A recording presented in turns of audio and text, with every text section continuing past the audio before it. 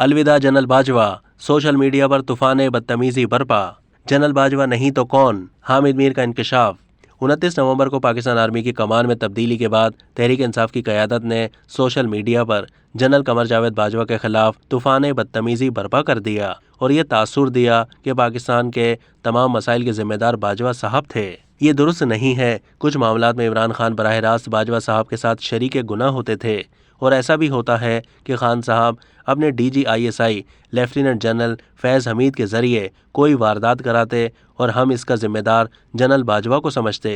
सबसे पहले तो ये जान लीजिए कि इमरान खान को वज़ारत उज़्मा के ओहदे पर जनरल बाजवा ने नहीं, शहबाज शरीफ ने बिठाया।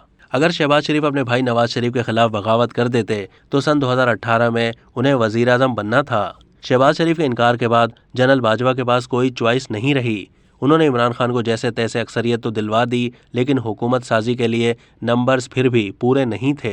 इमरान खान को मरकज़ और पंजाब में सारे नंबर्स जनरल बाजवा और फैज़ ने पूरे करके दिए। यही वजह थी कि इमरान खान को जनरल बाजवा पाकिस्तान की तारीख के सबसे अच्छे आर्मी चीफ लगते थे।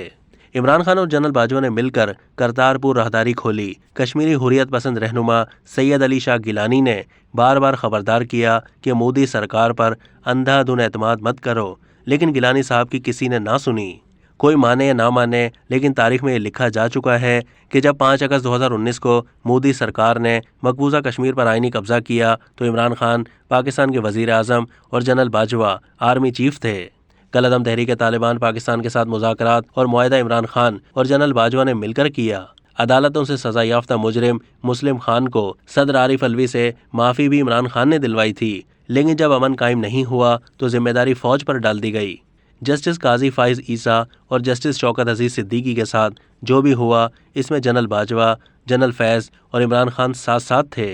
अली वज़ीर और गुलालाई इस्माइल के ख़िलाफ़ तमाम कार्रवाई इमरान खान की मर्ज़ी से हुई थी।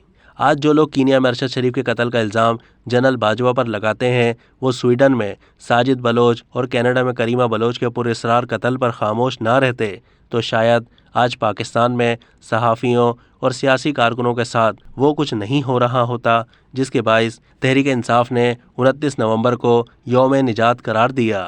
अब तक के लिए इतना ही। मज़ीद मालूमात के लिए डेली जंग के YouTube चैनल को सब्सक्राइब कीजिए।